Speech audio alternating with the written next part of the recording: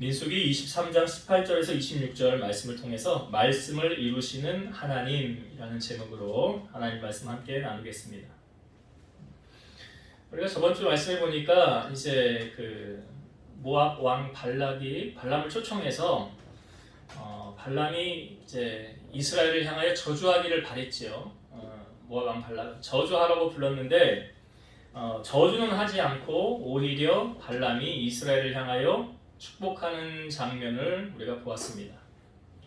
그러니까 그 모압 왕이 화를 내면서 아니 왜 내가 시키는 대로 안 하냐고, 내가 그들을 저주하라고 그랬지 언제 축복하라고 그랬느냐. 이제 끝났어요. 근데 이제 또 두 번째 모압 왕 발락이 이번에도 포기하지 않고 두 번째로 이번에는 발람을 데리고 가는데 성경에 보니까 비스가 꼭대기, 여기가 어디냐면 이제 모세가요 이스라엘 백성들을 약속의 땅 가나안에 들여보내고 자기는 못 들어갔잖아요. 그 무리바 물 사건, 혈기 부리는 사건으로 말미암아. 근데 자기는 들어가지 못하고 이스라엘을 바라보던 그 산 꼭대기가 어디냐면 비스가 꼭대기입니다. 거기에서 이제 모세가 최후의 인생을 마치게 되는데요. 이 발락이 모압 이제 발람하고 같이 비스가 꼭대기로 데리고 가서 여기서는 이스라엘 백성 전체가 보이지 않고 뒤에만 조금 보인다는 거예요. 그러니까 그 뒤에 조금 보이는 그곳에 가서 거기서 나를 위해서 이스라엘 백성을 또 저주하라라고 말합니다. 여러분 발락의 모습을 보면서 어떤 모습이 보입니까? 저는 마귀가 이렇구나라는 게 느껴져요. 마귀는 그냥 우리를 건드렸다가 아유 안 되겠네 그냥 포기해야지. 마귀 포기합니까? 아니요, 포기 안 해요. 마귀도 포기라는 게 없어요. 끝까지 우는 사자같이, 오죽 성경에 말하면 이 마귀가요 광명의 천사의 모습으로 우리에게 다가온대요. 천사가 같이 오는데 마귀인지 뭐 이게 천사인지 구분을 못할 정도로 호신술 쓰는 거 아닙니까? 그렇게 우리를 넘어뜨리기 위해서 호시탐탐 기회를 엿보고 있다고 하는데 마치 발락을 통하여 그 모습 보여주고 있어요. 마귀는 이렇다. 끊임없이 우리를 공격한다. 그래서 우리가 한시도 마음을 빼앗기거나 우리가 기도 좀 안 하고요 좀 세상적으로 놀면 그 마귀의 유혹에 그냥 순식간 넘어가게 돼 있어요. 그래서 예수님 뭐라고 그랬어요? 깨어 있으라 그러는 거예요. 그래서 깨어 있으라. 깨어 있는 게 뭡니까? 분별을 하라는 거예요. 그게 마귀가 하는 일인지 하나님이 하는 일인지 내가 깨어 있어야 분별을 할 수 있는 거잖아요. 그러니까 이 발락의 모습 속에 마귀는 이렇구나라는 걸 다시 한번 우리에게 보여주고 있어요. 끊임없이 공격하지 않습니까? 자, 두 번째로 또 데리고 가서 7 제단을 쌓고 거기다 또 번제물을 드려요. 그리고 이제 당신은 여기 있으라고, 번제물 옆에 발람이 말합니다. 나는 저기 가서 여호와를 뵙고 올 테니까, 그러니까 하나님이 내게 무슨 말씀을 하시든지 내가 듣고 오겠다. 이제 떨어졌죠. 그리고 나서 하나님이 발람에게 나타나셔서 말씀하십니다. 그 말씀하신 본문의 내용이 우리가 읽은 18절부터의 본문의 내용이에요. 18절부터 24절의 내용이 하나님께서 발람의 입에 주신 말씀, 그 말씀을 발람이 가서 모압 왕 발락에게 선포한 내용이 발람이 개인적인 생각으로, 인간적인 생각으로 만들어낸 말이 아니라 하나님이 그 입에 말씀을 주어서 주신 말씀이라. 그러니까 사람의 말입니까? 아니죠. 하나님의 말씀이에요. 그러니까 하나님의 말씀을 이제 발람이 대언하는 것이 18절부터, 하나님 말씀 대언하는 것이 18절부터 내용이 우리에게 보여주고 있는데요. 저는 오늘 본문의 말씀 속에서 두 가지로 함께 은혜를 나누고자 합니다. 두 가지. 첫 번째 주제는 뭐냐면 하나님의 말씀은 반드시 이루어진다. 하나님의 말씀은 반드시 이루어진다. 오늘 우리가 읽은 본문의 19절을 한번 다시 보시기 바랍니다. 19절의 말씀. 참 이 말씀을 저는 참 좋아하는 말씀이기도 하고 묵상하는 말씀이기도 한데, 자 19절을 제가 다시 한번 읽어볼게요. 하나님은 사람이 아니시니 거짓말을 하지 않으시고 인생이 아니시니 후회가 없으시도다. 어찌 그 말씀하신 바를 행하지 않으시며 하신 말씀을 실행하지 않으시랴. 여기 하나님은 사람이 아니시니 이렇게 앞에 소개하고 있죠. 그러니까 하나님은 사람과 같지 않다는 거예요. 왜? 어떤 점에서요? 사람은 약속하고 불리하면 안 지킵니다. 그렇죠? 약속을 해놓고도 자기가 싫으면 안 지켜요. 자기 불리하면 안 지켜요. 약속을 또 바꿔버려요. 이게 사람이에요. 사람은 언제든지 변질될 가능성이 있어요? 없어요? 있어요. 자기 유리한 대로 그것도. 아니, 분리하는 건 안 해요. 그런데 하나님은 사람이 아니라는 거예요. 하나님은 사람이 아니다. 그러면서 하시는 말씀이 뭐예요? 거짓말을 하지 아니하시고. 하나님 다 하실 수 있는데 못하는 거, 거짓말. 하나님 거짓말을 못해요. 이게 히브리서 말씀에도 나오잖아요. 아브라함을 들추어서 말하기를 하나님은 거짓말을 하지 않으신다. 그리고 인생이 아니시니 후회가 없으시도다. 그 다음에 중요한 말씀, 어찌 그 말씀하신 바를 행하지 않으시며 하신 말씀을 실행하지 않으시랴. 그러니까 하나님은 말씀하신 것을 반드시 이루시는 하나님이시라는 거예요. 이게 사람하고 다른 거예요. 사람은 약속을 했다가도 불리하면, 지키기 싫으면 그냥 없던 걸로 하고 입술 닫고, 그게 사람이에요.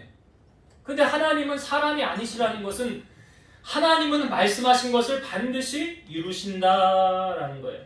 이루신다. 이사야 55장 11절, 내 입에서 나가는 말도 이와 같이 헛되이 내게로 되돌아오지 아니하고 나의 기뻐하는 뜻을 이루며 내가 보낸 일에 형통함이니라. 하나님의 입에서 나가는 말이 헛되이 하나님께 되돌아가지 않고 그걸 이룬다는 거예요. 그걸 이룬다. 여러분, 믿음의 조상 아브라함을 하나님이 부르셨을 때 아브라함의 나이가 몇 살이었습니까? 75세. 75세에 불렀어요. 자, 75세에 하나님이 부르시면서 그에게 주셨던 말씀이 무엇입니까? 이게 창세기 12장에 쭉 나오는 말씀인데, 거기 12장 2절의 말씀을 제가 읽어볼게요. 내가 너로 큰 민족을 이루고 내게 복을 주어 내 이름을 창대하게 하리니 너는 복이 될지라. 이게 하나님께서 아브라함을 75세에 부르셨을 때 하셨던 말씀이에요. 내가 너로 큰 민족을 이루고. 지금 75세에 부름을 받은 아브라함 자녀가 있습니까? 없습니까? 없죠. 근데 무슨 큰 민족? 75세에 자녀도 없는데. 그런데 무슨 큰 민족?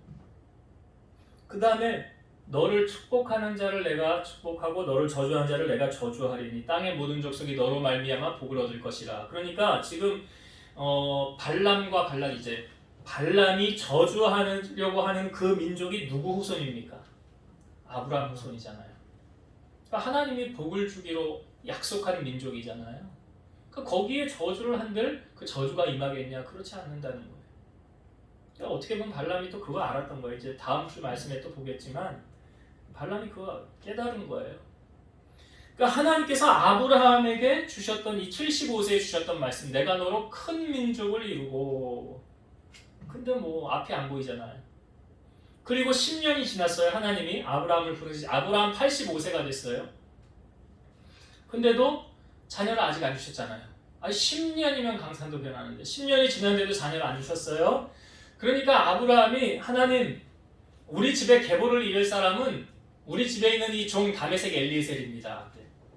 다메섹 엘리에셀이 우리 집에 가문을 이을 겁니다. 왜? 하나님이 10년이 지나도 자녀를 안 주셨잖아요. 그런데 그때 하나님께서 아브라함을 밖으로 이끌고 나가요. 성경을 제가 이 부분 읽어볼게요. 창세기 15장 5절. 그를 이끌고 밖으로 나가 이르시되 하늘을 우러러 뭇별을 셀 수 있나 보라. 또 그에게 이르시되 내 자손이 이와 같으리라. 이게 아브라함이 몇 살 때 하나님이 하신 말씀이라고요? 85세. 85세에 하늘을 보면서 아브라함아, 저 하늘을 봐. 너 별 다 셀 수 있니? 못 쓰는데요. 너 자손이 이렇게 될 거야. 그런데 이 말씀을 받은 아브라함이, 그 다음 말씀에 보면 아브라함이 그것을 믿어요. 믿음으로 받아들여요. 난 지금 85세고 난 자녀가 한 명도 없는데 하나님이 저렇게 하신다고 하면 하시겠지. 이게 믿음이에요. 아직 눈에 보이는 거 없고 손에 잡히는 거 없어요. 근데 하나님은 약속하신 말씀을 이루십니까? 안 이루십니까? 그 이루신다잖아요. 오늘 말씀에 보니까. 신명기 1장 10절에서 11절. 신명기는 아시죠? 모세의 고별 설교라는 거. 이스라엘 백성 가나안을 앞에 두고 하는 모세의 마지막 고별 설교예요. 근데 그 내용에 보면, 자, 신명기 1장 10절과 11절 제가 읽어볼게요. 너희 하나님 여호와께서 너희를 번성하게 하셨으므로 너희가 오늘날 하늘의 별같이 많거니와 너희 조상의 하나님 여호와께서 너희를 현재보다 1000배나 많게 하시며 너희에게 허락하신 것과 같이 너희에게 복 주시기를 원하노라. 여기 말씀에 보면 하나님이 하셨던 말씀이 인용되어지는 말씀이 있죠. 너희를 오늘날 하늘의 별같이 많거니와. 아브라함에게 85세 밖으로 나서 너 하늘을 좀 봐라. 너 자손이 이렇게 될 거야. 말씀하셨잖아요. 그 말씀이 이루어졌어요? 안 이루어졌어요? 이루어졌잖아요. 그러니까 하나님은 사람이 아니라는 거예요. 불가능한 것 같은 상황을 하나님이 이루어 가시는 거예요. 누가복음 1장에 보면 세례 요한이 태어나는 과정이 나와요. 그의 아버지 어머니는 사가랴와 엘리사벳인데 하나님 앞에 의인이고 흠이 없이 행했어요. 근데 자녀가 없었죠. 자녀가 없으면 사람들의 시선이 그렇다고 했잖아요. 에이, 저 사람 하나님 앞에 잘못한 거 있지. 우리는 속여도 하나님은 못 속이지. 그러니까 자녀가 없지. 근데 나중에 천사가 나타나서 너의 기도하여 구한 것이 응답되리라. 사가랴가 그러잖아요. 아유, 지금 우리 나이가 몇인데요. 그럴 일 없어요. 네가 못 믿으니까 말 못하는 벙어리가 되리라 그러잖아요. 그래서 말 못하게 됐어요. 근데 나중에 임신하였을 때 그 엘리사벳이 그거 뭐라고 말합니까? 하나님께서 내 부끄러움 수치를 걷어가셨다 그래요. 내 부끄러움 수치를 하나님이 걷어가셨다. 그리고 나서 그 다음에 바로 어떤 사건이 있습니까? 마리아가 임신한 사건이 바로 다음에 나와요. 성령께서 너는 성령으로 말미암아 임신하게 되리라. 천사가 그럽니다. 말하니까 아니 저는 남자를 모르는데 어떻게 그런 일이 있습니까? 남자와 동침을 안 했는데 어떻게 임신할 수가 있습니까? 그랬더니 하는 말이 뭐냐면 너의 친척 엘리사벳 있지? 그 엘리사벳 애 못 낳는다고 그랬잖아. 근데 그 임신한 지 벌써 6개월이야. 그걸 확증시켜 주는 거예요. 그러니까 하나님이 하시는 일은 이런 불가능이 없어. 그래서 그 성경의 말씀에 천사가 말하기를 하나님의 모든 말씀은 능하지 못하심이 없느니라. 하나님이 말씀하시고 못 이루실 것이 없다는 거예요. 그러니까 마리아가 그 말을 듣는 다음에 이렇게 말하죠. 주의 여종이오니 말씀대로 내게 이루어지니이다. 말씀대로 내게 이루어질 줄로 믿습니다. 이 말이죠. 그리고 나서 마리아가 잉태하잖아요. 그리고 예수님을 낳게 되지 않습니까? 여러분, 오늘 우리에게 말씀하시고 그 말씀을 이루시는 분이 누구십니까? 하나님이세요. 여러분, 오늘 19절의 말씀을 잘 묵상하시고 여러분의 것으로 만드세요. 하나님은 인생이 아니시래요. 사람이 아니시래요. 거짓말하지 않으신데요. 그리고 말씀하신 바를 반드시 행하시는 분이시래요. 그래서 우리가 기도할 때 또는 설교를 들을 때 성경의 말씀을 읽을 때 중요한 게 무엇입니까? 이걸 내 말씀으로 받는 게 중요한 거예요. 아브라함이요. 하나님이 아브라함 이끌고 하늘을 우러러봤을 때 너 후손이 하늘의 별과 같이 이렇게 될 거야. 그 다음 성경이 뭐라고 그래요? 아브라함이 그것을 믿으니. 아브라함이 그것을 믿으니. 그것을 의로 여기셨더라. 하나님께서. 믿음이에요. 믿는 거예요. 그래서 우리 하나님은 불가능한 것이 없으신 하나님, 능치 못하심이 없으신 하나님이시다. 그래서 말씀하신 것을 반드시 이루시는 하나님이시다라는 것. 그래서 여러분, 우리가 의지할 대상은 하나님밖에 없지요. 왜요? 하나님밖에 없잖아요. 하나님 말씀하시면 되니까. 하나님이 말씀하시면 병도 다 고치고요. 물질 문제도 해결하시고요. 원수와의 문제도 잠언의 말씀에 보면 사람이 하나님을 기쁘시게 하면 그 사람의 원수라도 그와 더불어 화목하게 하시느니라. 원수와 화목하게 되어지는 비결 어디 있다고요? 하나님과 화목하면. 이 인생을 살아가는 모든 문제를 푸는 열쇠가 하나님 손 안에 있다. 그렇기 때문에 우리는 하나님 앞에 나아가 그분의 말씀을 듣는 것 참 중요하다. 그거 첫 번째 한 가지 주제고요. 두 번째는 지금 발람이요, 이 모압 왕 발람이 저주하라고 그랬잖아요. 근데 저주합니까? 저주 안 합니까? 저주하지 않죠? 오히려 축복하고 있어요. 왜 발람은 지금 이스라엘 백성들을 축복했느냐? 다시 말씀드려서 하나님의 말씀에 순종하는 발람의 모습을 우리에게 보여주고 있어요. 그러니까 모압 왕 발락은 계속해서 저주하라고 그러죠. 변함없이. 그러나 발람은 왕보다 높은 그 하나님을 선택했다는 거죠. 왕보다 높은 하나님. 그러니까 몸은 죽여도 영혼을 죽이지 못하는 자들을 두려워하지 말고 오직 몸과 영혼을 멸하실 수 있는 이를 두려워하라 그랬잖아요, 성경에. 여러분, 이 발람이요, 죽을 고비를 전에 넘긴 적이 있습니까? 없습니까? 발람, 예? 죽을 고비를 넘겼어요, 안 넘겼어요? 넘긴 적 있죠? 언제였습니까? 그 나귀 타고 갈 때, 예? 여호와의 사자가 앞에 섰잖아요, 칼 들고. 근데 나귀가 피하는 바람에 살지 않았습니까? 근데 나중에 하나님이 눈을 여셔서 여호와의 사자가 칼 들고 앞에 선 거 봤잖아요. 아우, 내가 한바트면 죽을 뻔했구나. 그럼 내가 지금 싫어하면, 내가 원하지 않으면 나 안 가겠습니다, 가지 말까요? 그랬더니 뭐라고 그래요? 가라. 그 대신 뭐라고 그래요? 내가 너에게 이르는 말만 할지니라. 내가 너에게 이르는 말을 너는 가서 선포하라 라고 말했어요. 이게 죽음의 고비를 넘긴 그 발람이니까 자기가 죽을 뻔했거든요. 근데 죽지 않고 살아서 이제 가게 됐으니까 하나님의 말씀을 어기는 순간 자기 목숨은 날아갈 수 있다는 것을 발람은 깨달은 거죠. 나 죽을 수도 있었구나. 지금도 가서 내가 말씀대로 순종하여 살지 않으면 하나님 나 데려갈 수도 있겠구나. 그런 거예요. 그러니까 너 시키지 않은, 내가 시키는 대로 하지 않으면 너 죽을 수도 있어.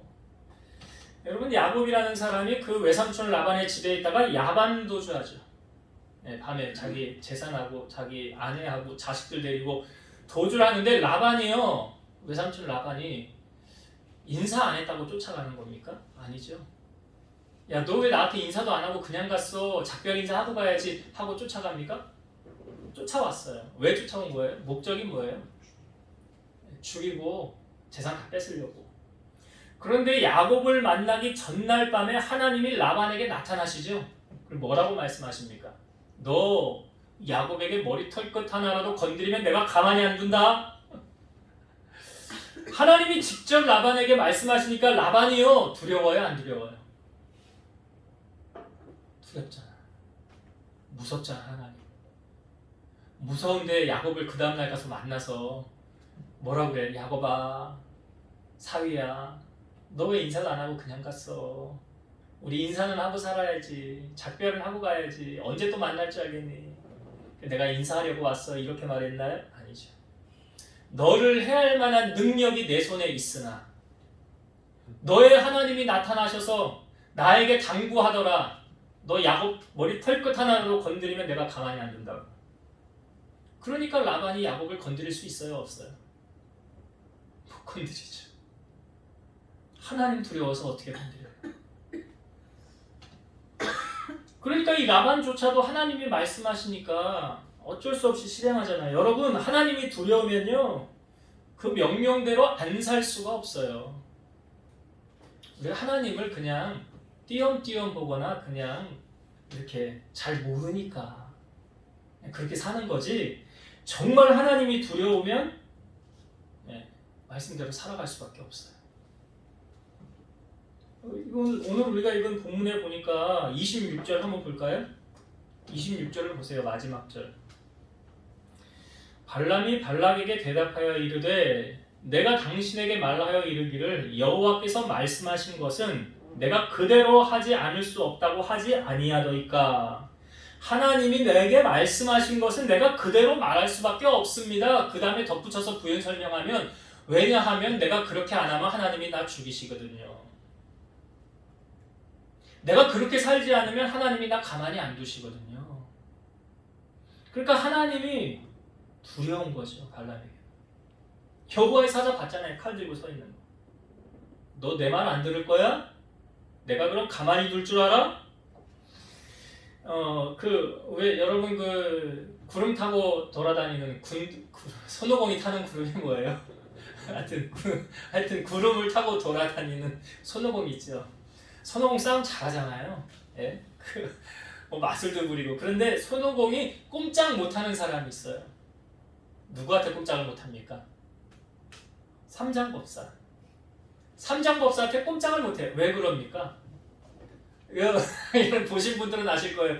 손오공의 머리에 무슨 띠 같은 거 이렇게 메어져 있잖아요. 이거 있어요. 그런 거 이렇게 무슨 띠를 두르고 있어요. 머리에 왕관은 아니고. 아무튼 그 띠를 두르고 있는데, 이 손오공이 삼장법사한테 대항을 하거나 말을 좀 안 듣잖아요. 그러면 삼장법사가 주문을 외워요. 샤바샤바샤바 뭐라고 주문을 외우면 이 손오공이 머리가 아파가지고 꼼짝을 못하는 거예요. 그건 뭐 만화니까 그렇게 만들어 놓은 거겠지만 소설이니까 하여튼 그 앞에서 꼼짝을 못해요. 손오공이 아무리 구름 타고 다니고 사람을 다 해치고 자기가 싸우면서 다 이겨도 함장법사 앞에서는 아무것도 아닌 존재가 돼요. 우리가 하나님 앞에서 그러지 않을까요? 우리가 아무리 뭐 뛰어난 재능을 가지고 잘났고 뭐 많이 알고 이래도 하나님이 가려놓으면 아무것도 아니에요. 그래서 그 비유를 내가 포도나무고 너희가 가지인데 가지가 나무 옆에 떨어져 있으면 어떻게 된대요? 말라서 죽는 거예요. 말라 죽는 거예요. 그래서 너희가 나를 떠나서는 아무것도 할 수 없다고 그러잖아요. 너희가 나를 떠나서는 아무것도 할 수 없다고. 자녀들도 마찬가지예요. 우리 자녀들도 주님 떠나서 잘 되면 이거 축복이야, 저주야. 어떻게 잘 되라고 기도해야 돼? 안 되라고 기도해야 돼. 너희가 나를 떠나서 아무것도 할 수 없다고 그랬는데 물이 포도주가 된 사건이 있죠. 잘 아시지만 예수님 혼인잔치 자리였고 포도주가 떨어졌다고 하는데 마리아가 예수님에게 말하는 거죠. 예수님 나와 상관없대요. 근데 그 마리아가 하인들에게 무슨 말을 하든지 순종하라 그러죠. 그래서 포도주를 항아리 입구에 채웠고 이제는 떠서 잔치자리 갖다 주라. 분명히 떠서 이 주전자에 담을 때까지만 해도 물이었는데 갖다 놓고 부으니까 포도주가 됐더라. 이건 누구만 알아요? 하인들. 순종한 사람들만 아는 거예요. 그러니까 하나님의 기적을 내가 맛보길 원한다면 순종해야 돼요. 말씀에. 너희가 즐겨 순종하면 땅의 아름다운 소산을 먹을 것이라. 저는 그래요. 신앙생활 할 때 많이 아는 것도 물론 중요해요. 근데 많이 아는 것으로 그치는 게 아니라 아는 것만큼 순종하는 게 중요한 거예요. 아는 것만큼 순종하는 게 중요하다고요. 목회가 어려운 이유 가운데 한 가지는 뭐냐면 목사님이 강단에서 설교를 이렇게 다 했어요. 성도들하고 말씀을 나눴어요. 근데 그 말씀을 전하고 난 다음에 본인은 말씀대로 살지 않으면 여러분들이 말씀을 듣고 오늘 내게 하신 하나님의 말씀이 가슴에 새겼어요. 그럼 이제 말씀대로 살아야 되는데 살지 않으면 그게 힘든 거예요. 크리스찬. 말씀대로 살아야 되는 거예요. 그래서 예수님 뭐라고 말씀해요? 요한복음 14장 21절 나의 계명을 지키는 자라야 나를 사랑하는 자니 나를 사랑하는 자는 내 아버지께 사랑을 받을 것이요 나도 그를 사랑하여 그에게 나를 나타내리라. 계명을 지키는 게 뭐예요? 말씀대로 사는 자가 하나님 사랑하는 자래요. 그러니까 사랑하는 만큼 순종한다. 그럼 하나님이 두려워서도 순종하지만 사랑하는 만큼 순종하는 거예요. 요한복음 15장 10절 내가 아버지의 계명을 지켜 그의 사랑 안에 거하는 것 같이 너희도 내 계명을 지키면 내 사랑 안에 거하리라. 그러니까 지금 발람이요 왕 앞에서도 왕의 그 권력 앞에서도 굴복하지 않고 이렇게 하나님의 말씀을 선포하는 이유는 하나님이 두려운 거. 하나님대로 말씀대로 살지 않으면 그 후폭풍을 어떻게 감당해? 우리는 알잖아요, 여러분. 다윗이요 어떤 범죄를 저질렀는지 알잖아요. 근데 그 범죄한 대가가 어땠습니까? 뒤에 후폭풍이 무서웠잖아요. 집안에 칼부림, 강간사건, 이복 형제들끼리 살인하고 아들 중에 반역을 일으켜서 나라를 빼앗고 다윗은 도망자가 되고 버선발로 머리는 풀어 헤치고 급하게 울면서 나가고 이게 다윗의 인생의 흑역사 아니에요? 근데 그 일을 누가 하신 거예요? 하나님이 하신 거예요. 하나님이 하신 거라고. 누가 만든 게 아니에요. 우리가 그랬잖아요. 그래서 죄는 어떻게? 죄는 달콤하게 다가오지만 그 후폭풍이 무섭기 때문에 두렵기 때문에 지금 발람을 보세요. 왕 앞에서도 두렵잖아요. 하나님이. 그러니까 내가 하나님이 주신 말씀을 어떻게 그 말씀대로 안 살을 수가 있겠냐고요. 사랑하는 마음으로 순종하면 더 감사하죠. 자, 이제 말씀을 정리하고 마치겠습니다. 발람이 이스라엘을 향하여 두 번째로 축복을 선포한 내용이 오늘 보여주고 있어요. 그 축복을 선포한 내용 가운데 첫 번째로 나누었던 은혜는 뭐냐면 하나님은 사람이 아니시다라는 것. 여러분 19절의 말씀을 힘들 때마다 꼭 붙잡으세요. 그래서 하나님은 거짓말하지 않으시지, 하나님 내가 기도할 때 응답해 주셨지, 약속해 주셨지, 그 말씀 반드시 이루실 거야. 마치 지금 뭐 제가 간증하기도 했지만 우림이 아림이가 태어나게 된 배경도 과정도 의사는 불임, 자녀 못 낳는다. 저는 그 의사 말이라고 그랬잖아요. 하나님은 못하실 게 없잖아요. 다 하실 수 있잖아요. 그 하나님을 붙잡는 거 가장 중요한 거예요. 그래서 하나님 말씀은 반드시 이루어진다. 그래서 여러분이 말씀으로 소망을 가지시길 바라고, 두 번째, 이 발람의 모습 속에 이거 어떻게 왕 앞에서도 철저하게 하나님이 하신 그 말씀을 그대로 선포할 수 있을까? 죽을 고비 넘겼어요. 하나님이 칼 들고 있는데요. 말 안 들으면 죽인다고 하는데요. 말 안 듣겠어요? 여호와의 사자가 와서 칼로 언제든지 칠 수 있는데요. 그러니까 하나님은 물론 그렇게도 하나님이 우리를 이끌어가기도 하시지만 우리가 하나님을 사랑하면 어떻게 될까요? 그분이 원하는 대로 살게 돼요. 하나님을 사랑하면 시켜서가 아니라 자원하는 마음으로 주님을 섬기고 따라가게 돼요. 이게 제자의 모습이에요. 오늘 우리가 갖추어야 될 모습이 그런 제자의 모습이 아닌가.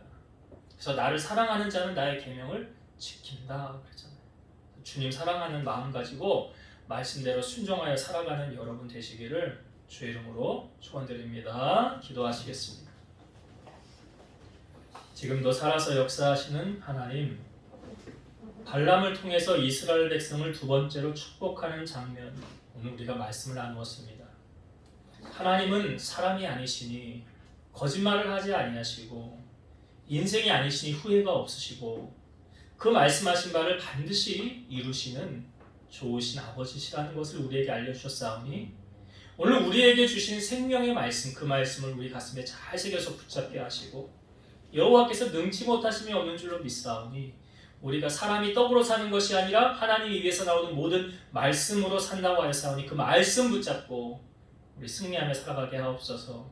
또한 어떠한 상황에서든지 하나님의 말씀이 우리에게 선포되어졌을 때 세상과 타협하는 것이 아니라 그 말씀을 붙잡고 말씀대로 애쓰고 순종하고 살아감을 통하여서 하나님의 살아계신 은혜, 우리에게 베푸신 기적을 맛보고 살아가는 우리 성도들이 다 되게 하여 주옵소서. 이제는 우리를 모든 죄악 가운데서 구속하신 예수 그리스도의 은혜와 하나님의 사랑하심과 성령님의 내주, 교통, 인도, 역사 충만케 하심이 사랑하는 성도들 머리 위에, 저들의 가정 위에, 이 재단과 나라와 민족 위에 이제로부터 영원토록 함께 있을지어다. 아멘.